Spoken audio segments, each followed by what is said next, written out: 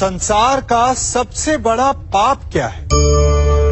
असत्य बोलना, हत्या कर देना, चोरी करना या किसी का अपमान करना। संसार का सबसे बड़ा पाप है किसी निर्बल को सताना, और संसार का सबसे बड़ा दंड भी उस निर्बल के मुख से निकली हाय है। आप देख रहे हैं मैं क्या कर रहा हूं? मैं लौह पिघला रहा हूं, और ये लौह पिघलता है इस चमड़ी की बनी धूनकी से निकली हवा से। तनिक सोचिए, एक मृत पशु की खाल से बनी धूनकी इतने कठोर लोहे को भस्म कर सकती। ठीक उसी प्रकार आप चाहे जितने भी शक्तिशाली क्यों ना हो, यदि आपने किसी निर्दोष, किसी निर्बल को सताया, तो उसके मन से निकली हाय और उसका श्राप आपके जीवन को भस्म कर सकता है। स्वर्ण सज्जन पुरुष और परोपकारी मनुष्यों की गति एक समान होती है। यदि स्वर्ण टूट जाए तो उसे गर्म करो, ताप दो, पिघल कर वो फिर से जुड़ जाता है। ठीक उसी प्रकार मतभेद होने के पश्चात भी एक सज्जन पुरुष और महान पुरुष फिर से मित्र बन जाते हैं। परंतु दुर्जन दुष्ट माटी से बने लोग उस पके हुए मटके के समान होते हैं कि जिनमें यदि एक बार दरार आ जाए तो वो स्वयं ही स्वयं का सर्वनाश कर लेते हैं। इसलिए मित्रता केवल सज्जनों से ही करें ताकि मतभेद ना हो। दुष्टों का समूह अपना नाश स्वयं ही कर लेता है।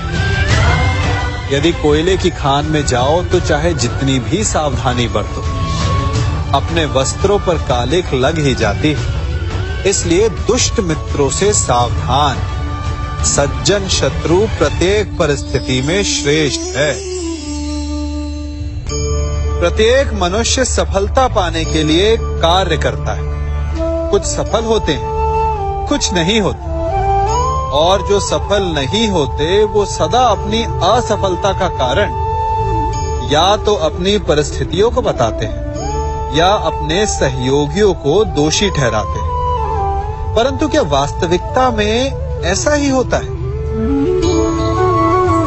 क्या कोई परिस्थिति या कोई व्यक्ति किसी की असफलता का कारण बन सकते हैं? उत्तर हां भी है और ना भी। कैसे? आप इस तितली को देख रहे हैं? आपने एक मक्खी को भी देखा होगा। प्रकृति ने दोनों को समान गुण दिए हैं रस पान करने का। एक तितली फूलों पर जाकर उसका रस लेती और इस अवस्था में नए फूल खिलने की व्यवस्था भी करती है, और मक्खी घाव पर बैठती है, घाव को सड़ाती है और रोग भी फैलाती है। यदि इसमें किसी बात का अंतर है तो केवल सोच का। यदि आप उचित मार्ग चुनेंगे तो आपको सफलता मिलेगी, आप में उत्साह बढ़ेगा, और यदि आप अनुचित मार्ग चुनेंगे तो आपको असफलता मिलेगी, निराशा मिलेगी। अब उचित मार्ग चुनना है या अनुचित मार्ग, ये निर्णय तो आप पर निर्भर करता है। मनुष्य सदा भला बुरा, खरा खोटा, सत्य असत्य की बातें करता है। सत्य को अच्छा मानता है और असत्य को बुरा। परंतु क्या आपने कभी ये सोचा है कि प्रत्येक वस्तु, प्रत्येक भाव का एक महत्व होता है? दोनों ही एक दूसरे के पूरक होते हैं। यदि काला रंग नहीं होगा तो क्या श्वेत रंग की आभा का अनुभव होगा? यदि असत्य नहीं होगा तो क्या सत्य के महत्ता का ज्ञान होगा? यदि बुरा नहीं होगा तो क्या भले पर आपको विश्वास होगा? कुछ महत्वपूर्ण है तो दोनों के मध्य का संतुलन। बुरी से बुरी वस्तु, समय या भाव, कोई ना कोई स्वयं में शुभ छिपाए रखती है। कभी काले गरजते मेघों को देखा है? उसके किनारे भी एक स्वर्णिम आभा होती है। उसी प्रकार यदि आपके जीवन में बुरा समय आए तो आपको अपने सच्चे मित्रों की पहचान हो जाती है। तो बुरे समय में निराश ना हो, उसमें भी कुछ शुभ खोजने का प्रयास करें और धीरे धीरे सब कुछ आपके जीवन में स्वतः शुभ हो जाएगा।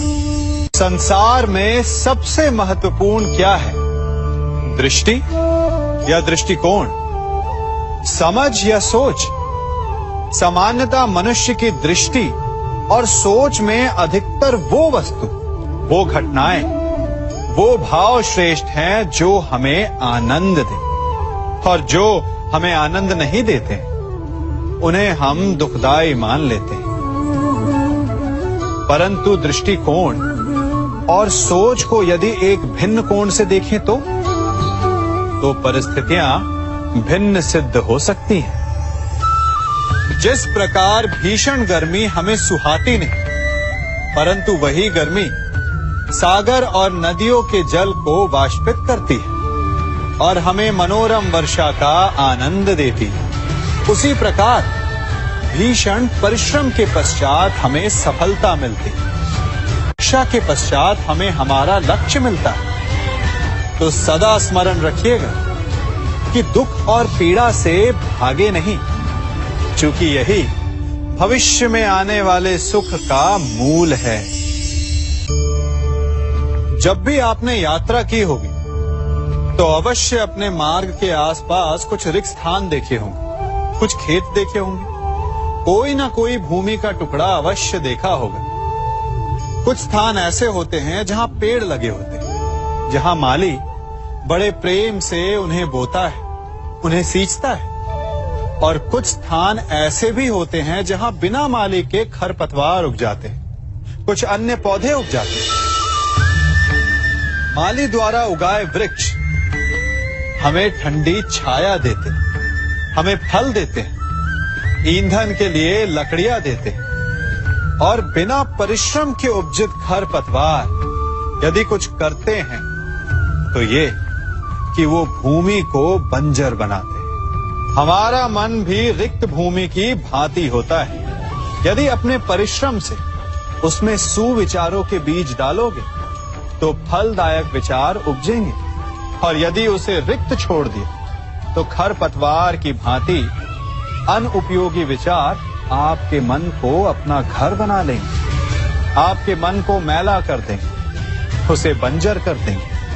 अब निर्णय आपका है कि आपको सुविचार देने वाला मन चाहिए या कुंठा देने वाला।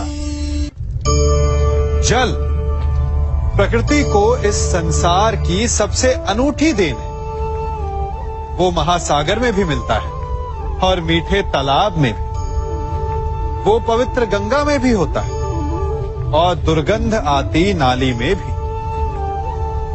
हम तालाब और नदी को सम्मान इसलिए देते हैं क्योंकि उसका मीठा जल हमारी प्यास बुझाता है। परंतु सागर का जल पीने योग्य नहीं होता, इसीलिए कभी कभी हम उसे उतना महत्व नहीं देते और नाली के जल को हम हे दृष्टि से देखते हैं। तो क्या ये उचित है? हमारे संबंध भी इसी जल की भांति होते हैं। जिस संबंध से हमें लाभ ना हो उससे हम दूर हो जाते हैं। कभी ईर्ष्या के कारण, कभी अहंकार के कारण उस संबंध को तोड़ देते हैं। तो क्या संबंध को तोड़ देना उचित है? तनिक विचार कीजिए। माना कि सागर का जल फसल नहीं दे सकता, परंतु मोती तो देता है। माना कि नाली का गंदा जल हमें किसी भी कार्य के लिए उपयुक्त ना लगे, परंतु वो भी कहीं लगी अग्नि को बुझा सकता है। ठीक इसी प्रकार प्रत्येक संबंध कहीं ना कहीं किसी न किसी परिस्थिति में उपयोगी हो सकता है।